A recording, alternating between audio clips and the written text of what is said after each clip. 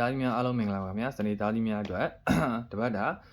ငွေကြေးကံကြမ္မာလေးကိုငွေကြေးအချစ်ရေးကျမ်းမာရေး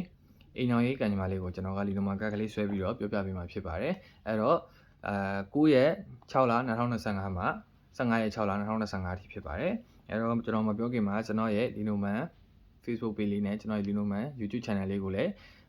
subscribe လုပ်ပြီးတော့ like and share လေးပို့ပေးမပေးပါနဲ့အခုကျွန်တော်ရဲ့လက်ရှိဒီ TikTok account လေးကို follow မလုပ်ရသေးရင်လည်းလုပ်သွားပြီးတော့အသေးလေးပေး comment လေးရေးပြီး share သွားဖို့လည်းမမေ့ပါနဲ့ခင်ဗျာစနေသားကြီးများရဲ့တပတ်တာငွေကြေးကံလေးကနေစပြီးကြည့်ပေးပါမယ်စနေသားကြီးများရဲ့တပတ်တာငွေကြေးကံလေးကတော့ဒီတပတ်တာကာလမှာကံနံပါတ်20 4နာရီဆို4နာရီပန်းဆိုတဲ့နမိတ်ပေါ့နော်အဲ့တော့ငွေကြေးနဲ့ပတ်သက်ပြီးငွေကြေးကံတွေပွင့်လန်းလာတာငွေကြေးနဲ့ပတ်သက်ပြီးတော့ငွေကြေးဝင်ငွေလမ်းကြောင်းတွေပွင့်လန်းလာတာနောက်ထပ်ဝင်ငွေလမ်းကြောင်းတွေထပ်ရရှိတာဒါမျိုးလေးတွေကြုံလာနိုင်တဲ့ဘတ်တာကာလပဲဖြစ်တယ်အဲ့တော့ငွေကြေးနဲ့ပတ်သက်ပြီးစိတ်ပူဝင်နေရတော့တိတ်မရှိဘူးငွေကြေးနဲ့ပတ်သက်ပြီးကိုကဂုံသတင်းလဲကြီးထွားလာမယ်ဆိုတဲ့နမိတ်မျိုးလေးမြင်ရတယ်ပေါ့နော်အဲ့တော့အဲ့ဒါလေးကိုအချိန်လေးကိုထိန်းပြီးတော့ဆက်လက်ပြီးသွားဖို့အတွက်တော့လိုအပ်ပါတယ်အချိန်မတန်ခင်ဒီပန်းလေးကမတည်သွားဖို့အတွက်အရေးကြီးပါတယ်အဲ့တော့ငွေကြေးကံနဲ့ပတ်သက်ပြီးပုံမကောင်းမွန်လာသေးဖို့အတွက်အိမ်ကဖျားမှာညနေ4နာရီကိုဖျားပန်းကတ်လူပြီးတော့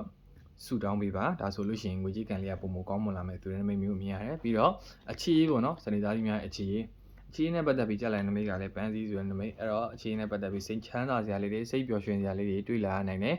တို့ပေမဲ့အနည်းငယ်အဲ့လိုမျိုးကျွန်တော်စိတ်ချင်းကြက်တဲ့ခံစားမှုလေးတွေဒီဘက်တာကာလမှာရရှိနေမယ်ဆိုတဲ့နမိတ်မျိုးဖြစ်တယ်ချစ်သူကတဝင်းတူတာပဲဖြစ်ဖြစ်ချစ်သူကချုပ်ချယ်တာမျိုးပဲဖြစ်ဖြစ်ဒါမျိုးလေးတွေကြောင့်တော့စိတ်ကတိကောက်အောင်ဖြစ်ရနိုင်တယ်အဲ့တော့အခြေနဲ့ပတ်သက်ပြီးပုံမကန်ကောင်းလာသေးဖို့အတွက်ကျွန်တော်ရေရလေးပြောပြပါမယ်မိမိရဲ့အိမ်မှာပေါ့နော်ဒီစီသမင်းကိုစွန်းတော်ကပ်ပြီးတော့ဆူတောင်းပြီးတော့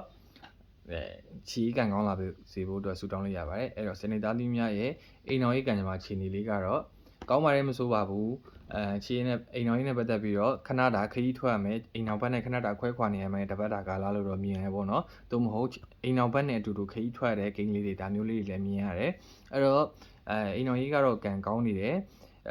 ပျော်ရွှင်စရာလေးတွေကြုံလာရမယ်စိတ်ချမ်းမြေ့စရာလေးတွေကြုံလာရမယ်အဲ့တော့အိမ်တော်ရေးနဲ့ပတ်သက်ပြီးပုံမအဆင်ပြေလာသေးဖို့အတွက်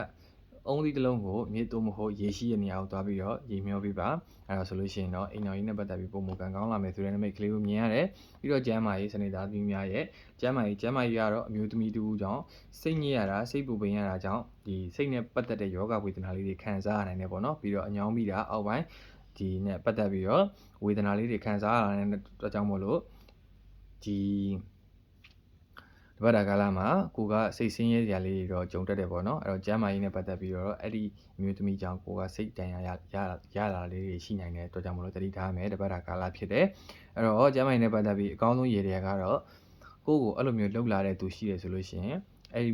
အမျိုးသမီးကိုမေတ္တာပို့နေတာပဲကောင်းပါတယ်ကျန်တာတော့မလုပ်ပါနဲ့အဲ့တော့အကောင်းဆုံးရည်ရည်ကတော့ဒါပါပဲအဲ့ဆိုလို့ရှိရင်ကိုလည်းစိတ်သက်သာရတယ်ပေါ့နော်အဲ့တော့စနေသားကြီးများအားလုံးကြမ်းမှချမ်းသာကြပါစေခင်ဗျာကျွန်တော်အကောင့်လေးကို follow လေးလုပ်အသေးလေးပေး comment လေးရေးပြီး share သွားဖို့လည်းမမေ့နဲ့ရောပြီးတော့ကျွန်တော်ရဲ့ Facebook page နဲ့ YouTube channel လေးကိုလည်းလာလေဖို့အတွက်မမေ့ပါနဲ့ခင်ဗျာအားလုံးပဲကြမ်းမှချမ်းသာကြပါစေခင်ဗျာ